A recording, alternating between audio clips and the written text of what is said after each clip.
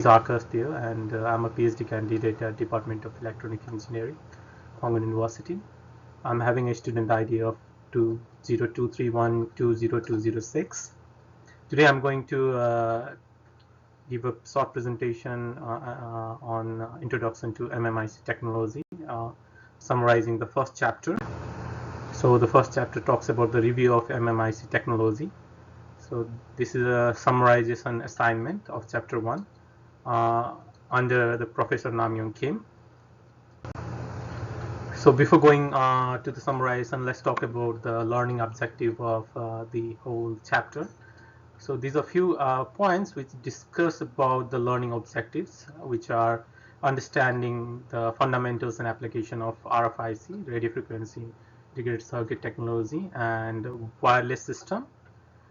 Explore MMIC technologies, integration of active and passive components on semiconductor substrates, identify key components provided by MMIC for wireless communication systems, recognize the industry trends towards high-speed performance and low power consumptions, evaluate MMIC's whispered acceptance and applications in wireless communications, assess MMIC roles in meeting demand for high frequency, high performance RF systems, and analyzing different MMIC significance for microwave, multimeter wave frequencies and wireless communications. So moving forward, let's talk about the introduction. So MMIC stands for monolithic microwave integrated circuits, which are crucial components in the communication, radar, bio and radio frequency sensing system, providing compact solution for high frequency application. As radio frequency covers frequencies from 10 kilohertz to 300 gigahertz used in diverse wireless transmission system like AM, FM radio, TV, satellites, phones, and wireless networks. Microwave signals falling within the radio frequency spectrum are utilized in communication systems such as line of sight, satellite communication, cellular system, and wireless LANs. MMIC integrate transistors and passive device on a single chip, serving as amplifiers and filters in telecommunications. MMIC operates within a frequency range from 1 GHz to over 100 GHz, enabling their applications across various wireless communication systems. Frequency measured in Hertz, which is denoted the number of oscillations per second with different frequencies assigned to radio stations for transmission. The wide operating frequencies of MMIC facilitates the integration of wireless communication system. So we also need to understand the history of MMIC, when did it start. So MMIC technology emerged from a 1964 program at Texas Instrument, which is a very famous company in US, in transition from silicon to gallium arsenide due to its superior properties. So there was two scientists, Mehel and Wackers, in 1968 developed a 94 gigahertz receiver on gallium arsenide, marked in a significant breakthrough. And there was another scientist, Pengley and Turners. So they, in 1976, X-band amplifier on gallium arsenide support increased interest in gallium arsenide MMICs. Then in 1988, DARPA's MICC program accelerated MICC advancement, leading to commercial applications like TVS, TV receivers, and automotive radar.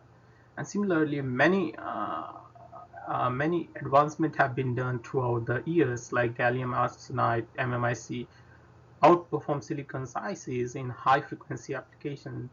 So and even MMICs integrate active and passive components on a single chip, enabling compact solution for various systems. So we also have MMIC, and then we used to have hybrid MICs. So what is the major difference between these two? So let's do some comparison. So first we need to understand what is MMIC, which already we discussed in the previous slides. So MMIC stands for monolithic microwave integrated circuit, which integrates active and passive component on a single semiconductor substrate, ideal for high frequency applications, whereas MICs stands for microwave integrated circuits, encompass MMICs and hybrid MMICs, serving diverse role in microwave and high frequency circuits. So let's talk about the difference comparison. So in the aspects, so three different parameters have been given, which are aspects and for MMICs and hybrid MICs. So in aspects, NRE cost is high for the MMICs and low for the hybrid MICs. Mass production cost is very low for the MMICs, whereas high for the MICs. Size, MMIC size are small, which is a very compact, and many circuits can be embedded in one particular circuit, whereas hybrid MICs are large. And in terms of weight also, hybrid MICs are heavy, whereas MICs are light. Design flexibility, MMIC are of very excellent design, and hybrid MICs are comparatively good, but not as excellent as the MMICs. One of the most important factor, which is broadband performance. So hybrid MICs have a limited broadband performance, whereas MMIC have relatively good broadband performance. Now integration is something that is developing day by day. So with MMIC there is a high chance of integration, whereas hybrid MICs have a very limited options of integrations. Reproducibility is one of the factor that really indicates how this advancement will be commercialized. So MMICs have an excellent reproducibility, whereas hybrid MICs have fair to good, and suitability for production. So scaling is a very big deal in the commercial market, and sustainability as well as the production line. So MMICs can be large scale, but hybrid MICs, as it is very large and heavy, so there is very low volume and yield productions. So this was overall about the comparison between MMICs and hybrid MMICs. Let's talk about the application of MMIC, which is our main focus. So we are back into MMIC. MMIC technology finds extensive application across military, space, and civil sectors, enhancing capabilities in various fields. Military application includes adaptive phased array radar, electronic warfare, smart munitions, and passive MMW imaging. Space applications encompass satellites, TV receivers, communication satellite, and steerable phase array antennas and synthetic aperture radars are some of the applications. It also have a wide application in civil applications involved satellite receiver, satellites, TV receivers, wireless communication, fiber optic system, LANs, GPS, Bluetooth, RFID systems, and medical systems, among others. Let's move forward for the major foundries of MMICs. So these are the few listed major foundries of MMIC. Semiconductor foundries produce chips for third-party companies, saving them from building costly manufacturing facilities. Fabless companies focus on chip design, relying on foundries for fabrication. Foundries offer engineering support and custom design solutions. They cover various technologies like gallium arsenide, silicon, and silicon substrates. Major foundry companies include Elegant, Fujitsu, Infineon, Samsung, and Cree including. Fabless companies benefit from flexibility and scalability without heavy investments. Foundries democratize semiconductor manufacturing, aiding small and medium-sized companies. They are essential for innovation and technology advancement in semiconductor industries. So those were the foundries of MMICs. Let's talk about the materials used. So there are wide range of materials which are used for in the MMIC technologies. Some of are gallium arsenide, silicon germanium, silicon carbide, and gallium nitride. So they all have their unique properties as well as the area of applications, such as gallium arsenide have high speed operation, suitable for frequency greater than 25 gigahertz, and having very low noise and lower power dissipation. And the applications are cellular phones, DVD players, radar system, fiber optics. Whereas silicon is widely used as substrate, high strength and excellent passivation layer, low cost fabrication with high yield, and are used in semiconductor manufacturing and integrated circuits. Whereas silicon germanium, faster switching and higher performance than silicon, it is the fabrication compatibility with standard silicon processes are the basic properties, and the application are high frequency circuits, optic switches, and DACs and DACs and ADCs. Whereas silicon carbide have high thermal conductivity, wide band gap, resistance to radiation damage, and high mechanical stability, and it can be applied with a high temperature applications, high frequency and high power applications. And last but not the least, gallium nitride have a wide band gap, having good mechanical stability, relation resistance, ideal for LED, laser diodes, microwave power amplifiers, and in the area of application, optoelectronics devices, high power and high frequency applications. So these were the materials used in MMIC and their properties as well as the applications where they can be mostly applied. Now let's talk about different devices. So there are two different devices. So I will gradually talk about another one. So here this is active device for MMIC and another is passive device. So in active device there are different types of active devices. So I will talk about them. So let's talk about the first active device, which is gallium arsenide MOSFET. So gallium arsenide MOSFET devices typically operates in depletion mode requiring negative gate voltage. However, enhancement mode devices with a shallow channel only need a single polarity supply. Gallium arsenide offers advantages over silicon, including higher electron drift velocity, lower field mobility, and higher resistivity for passive components. So where you can see the figure on the left side, so these are a cross section of MOSFET with a superimposed lumped component equivalent circuit on the top, and on the bottom a basic schematic of the gallium arsenide MOSFET.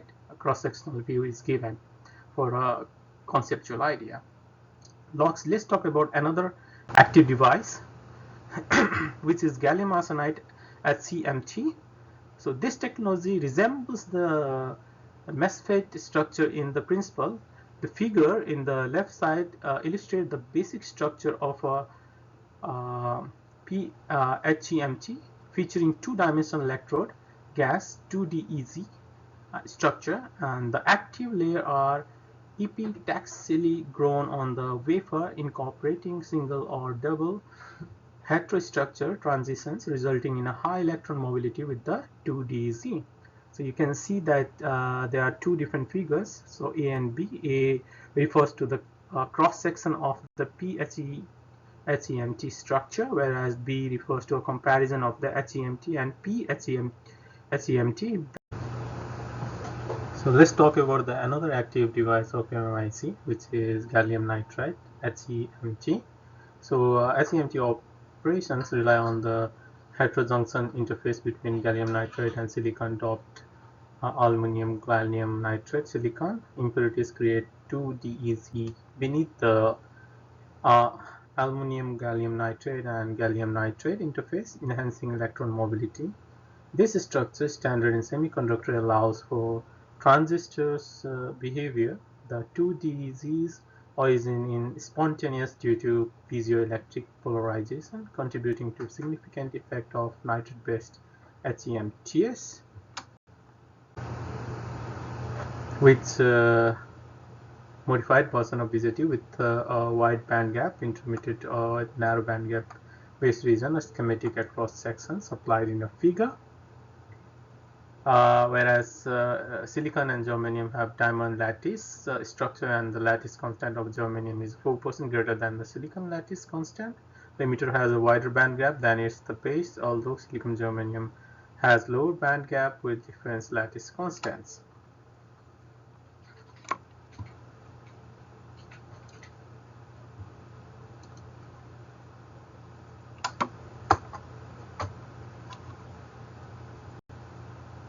Now let's talk about silicon BJT and silicon CMOS.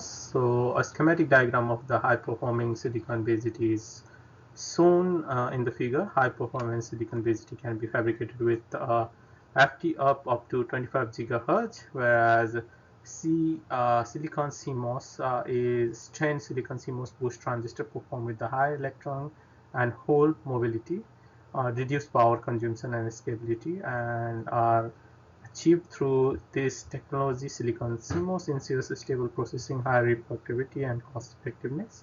It dominates application up to 5 GHz with improved processing techniques. This technology has advanced consistently over the past 25 years, involving towards increased speed and reduced cost. Now let's move to the passive device of MMIC. As I previously talked, it's the active and passive device. So passive device of MMICs are inductor, capacitor, whereas inductor is MIC inductors can be applied using straight narrow track, ribbon inductors, single loop inductors, or multi-turn spiral inductors. So where the schematics you can see the microscopic microstrip layout and the equivalent circuit of the inductor, whereas capacitors, the MIM capacitors, which has high capacitance per unit area, and the interdigital capacitor can be used in MMIC. This capacitor is composed of two metal plates separated by a dielectric material. The other passive devices of MMICs are register and transmission lines. So resistors are used for feedback circuits, setting the bias point of active devices, isolation and terminations. In the power combinator and couplers, where the image is given there, the thin film resistor and the gallium arsenide based resistor. Another is transmission lines. The transmission lines are the waveguides, can be defined as a device used to guide energy from one point to another, from the source to the load. The transmission lines, the microstrips, and the ground is given in the figure. Moving forward, the other passive devices of MICs are combiners and drivers, and also isolators and circulators. So combiners are used to combine two or more transmission lines into transmission lines, and they also can be used to divide the microwave signal from one transmission line to another into two or more transmission lines, whereas isolators allows the microwave signals to pass in one direction but not in the other, which can be achieved by using ferrites. The other passive devices are via hole and metal air bridge. So via holes are used in microelectronics to connect different metal layers in the integrated circuits, but also can be used as a electrically conduct both sides of the silicon wafer. Whereas metal air bridges or crossovers are required for most MMIC layouts. An air bridge is simply a metallic bridge that forms two transmission lines to cross over each other without the formation of an electrical short circuits, and the respective figures have been given. One of the last passive devices of MMICs is wire bonding and wire bond pads. So interconnection is necessary between MMICs and is accomplished by wire bonding. Bond pads are provided to allow wire bonding for the electrical connections. Image of a wire bonding is given on the top, where two chips are bonded by the wires, and the interconnection technology is given by the flip chip connections, which have solder bump, and there is an interconnections which is being connected. So in this whole presentation and summary, we have summarized learning objectives, introduction, history of MMIC, comparison between MMIC and hybrid MMICs, application, we talked about application field of MMICs, major boundaries of MMICs, material used in MMICs, and active and passive devices of MMICs just recently. So this is the overall summary of the chapter. Thank you very much.